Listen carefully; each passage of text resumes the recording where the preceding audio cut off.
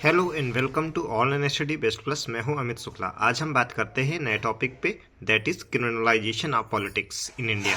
भारत में राजनीति का बढ़ता हुआ अपराधीकरण, ये टॉपिक है। तो इंट्रोडक्शन, बॉडी, कंक्लूजन, 3 हिस्से होते हैं। तो हम चाहे तो इंट्रोडक्शन को किसी करंट के फैक्ट के बेस पे लिख सकते हैं, और चाहे तो हम उसे डेफिनेशन या कोटेशन बेस लिख सकते हैं। तो मैंने यहाँ पे 2 इंट्रोडक्शन लिखी है, वो क्वेश्चन के अकॉर्डिंग आप अपने हिसाब से लिखिएगा। तो पहली क्या है कि 46% MPs of the 18th Lok Sabha have criminal charges against them.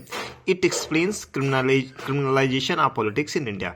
जो वर्तमान में 18वीं लोकसभा है, उसके 46% जो सांसद हैं उनके ऊपर आपराधिक मुकदमे दर्ज हैं। ये अपने आप में भारतीय राजनीति में बढ़ते हुए अपराधीकरण को दिखाता है। एक ही इंट्रोडक्शन हो सकता है। दूसरा हो सकता है कि welfare of the country will depend on the way in which it is administered. It will depend on the man who administer it. मतलब जो राष्ट्र का कल्याण है वो इस बात पर निर्भर करेगा कि इसका प्रशासन कैसे किया जाता है, और प्रशासन कैसे किया जाता है ये इस बात पर निर्भर करेगा कि उसे कौन करता है। ऐसा कहना है डॉक्टर राजेंद्र प्रसाद का। तो ये हमारे पॉलिटिक्स के जो क्रिमिनलाइजेशन है उसको अच्छे से एक्सप्लेन करता है। अब आते हैं बॉडी पार्ट में। तो बॉडी पार्ट में हम 2-3 हेडिंग पढ़ेंगे। तो पहला, reasons for the criminalisation of politics in India. क्या है पहला? तो पहला हो गया वीक लॉज, लचर कानून। Loopholes allows criminal to enter in politics. ठीक, आंटी साइड में रख दीजिएगा। ठीक, वीक लॉज। तो loopholes allows criminals to enter in politics. ठीक है आंटी, पानी थोड़ा गर्म करके दे दीजिएगा। ठीक है, एग्जाम्पल हो जाएगा फ्लॉज इन RPA 1951। ठीक है ना, ये हमारा एग्जाम्पल हो गया। साइड में हमने एक डायग्राम बनाया है जिसमें हमने लोकसभा में बढ़ते हुए राजनीति के अपराधीकरण को दिखाया है। तो हमने एक्स एक्सेस पे ईयर को लिया है, वाई एक्सेस पे परसेंटेज लिया है जो क्रिमिनलाइजेशन बढ़ रहा है। 2009 में आप देख पा रहे हैं 30%, 2014 में 34%, 2019 में 43% और 2024 में 46%। ये छोटा सा आप इसको दिखा सकते हैं। हम आते हैं फिर से वापस रीजन पे। तो पहला हमने कारण क्या देखा, कब लचर कानून है। एग्जाम्पल हमने दे दिया कि बहुत सारे हमारे जो जनप्रतिनिधि अधिनियम 1951 उसमें भी बहुत सारी कमियां। दूसरा आता है क्रिमिनल पॉलिटिशियन एक्सेस, राजनीति अपराधी राजनीतिक साठगांठ। Mutually beneficial relationship for power and protection. चाहे वो क्रिमिनल्स हो, पॉलिटिशियंस हो, ब्यूरोक्रेट्स हो, वो एक दूसरे से बेनिफिट लेते हैं और एक दूसरे को प्रोटेक्ट करते हैं। Example as mentioned in Vohra committee 1993। आपको पता है NN वोहरा की लीडरशिप में 1993 में कमेटी बनाई गई थी कि हमारे राजनीति में अपराधीकरण से संबंधित चीजों को पता किया जाए, तो उस पर उनकी ये फाइंडिंग्स थी। तीसरा आता है money power. High election cost attracts criminal funding. आपको पता है कि लोकसभा में जो सामान्य कैंडिडेट के लिए जो अधिकतम व्यय की सीमा है वो 75 लाख है, लेकिन वो सीमा हमेशा ब्रेक हो जाती है।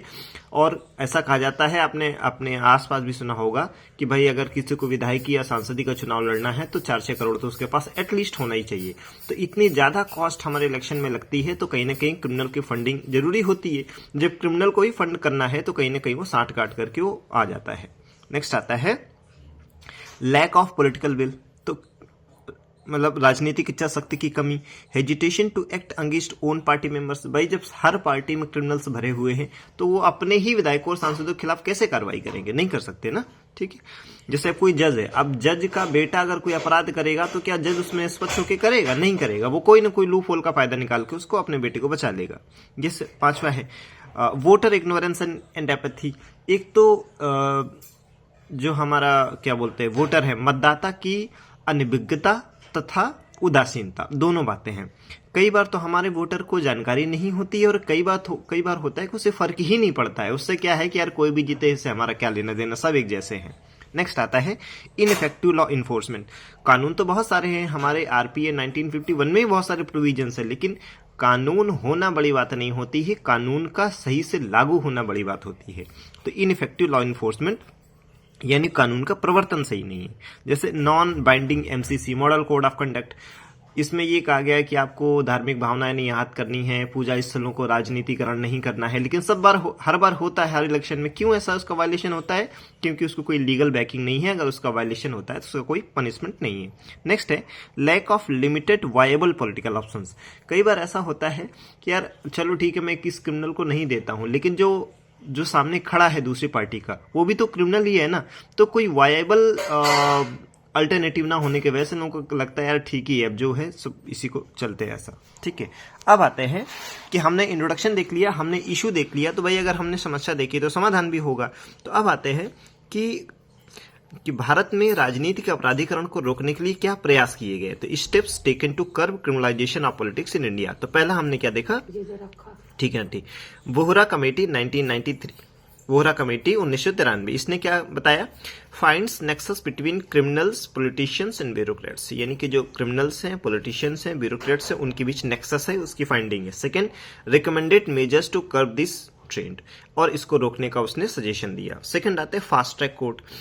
द फास्ट ट्रैक कोर्ट क्या करती, to fast track the trial of the criminal cases against MPs and MLAs. ऐसे एमपी एमएलए जिनके खिलाफ क्रिमिनल चार्जेस हैं, उनकी सुनवाई अलग विशेष कोर्ट में होती है, जिन्हें हम लोग फास्ट ट्रैक कोर्ट बोलते हैं। फिर आता है लॉ कमीशन की 244वीं जो रिपोर्ट है 2014 में, वो क्या बोलती है, recommended disqualification of individuals with serious criminal charges from contesting elections.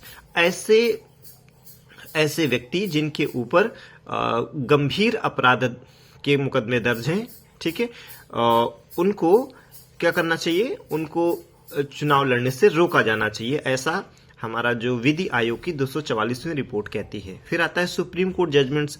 बहुत सारे सुप्रीम कोर्ट के गाइडलाइंस हैं इस मामले में, जैसे सुप्रीम कोर्ट की गाइडलाइंस जो कहती है mandated disclosure of criminal records.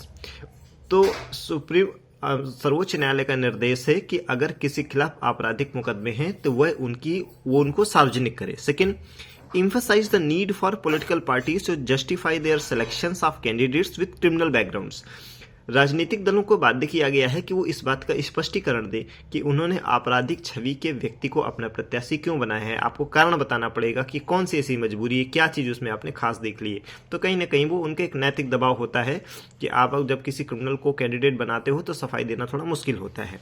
अब आते हैं वे फॉरवर्ड पे। तो देखिए हमारा क्या हो गया, इंट्रोडक्शन हो गया। बॉडी पार्ट में हमने 3 चीजें देखी, इशू देखा, इशूज देखे, स्टेप्स टेकन देखे, और हमने क्या देखा, स्टेप्स टेकन देखा। अब हम आते हैं वे फॉरवर्ड। वे फॉरवर्ड क्या है, स्ट्रेंथनिंग लॉज लाइक आरपीए 1951, जैसे हमारा जन प्रतिनिधि अधिनियम 1951 है, इसको हमें और मजबूत करना चाहिए। Second, state funding of elections, कि अगर राज्य ही हर चुनाव में फंड करे, स्टेट अब सरकार ही फंड करे, स्टेट के पैसे से अगर इलेक्शन होंगे तो मनी पावर का कोई यूज नहीं रहेगा। चाहे कोई गरीब है या अमीर है, सबको जब पैसा सरकार ही देगी, स्टेट ही देगा, तो मनी पावर का इलेक्शन से पे यूज खत्म हो जाएगा। तीसरा है public awareness needs to increase, जन जागरूकता इस मामले में बढ़ाई जाए।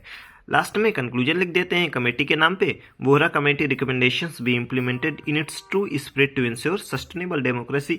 तो अपने कंक्लूजन में कोई एक कमेटी या कमीशन का नाम हो सकता है, कोई मैक्रो थीम हो सकती है, कोई एसडीजी हो सकता है ना, और एक लास्ट में कोई कीवर्ड हो, जैसे हमने यहाँ पे कीवर्ड क्या यूज किया, सस्टेनेबल डेमोक्रेसी।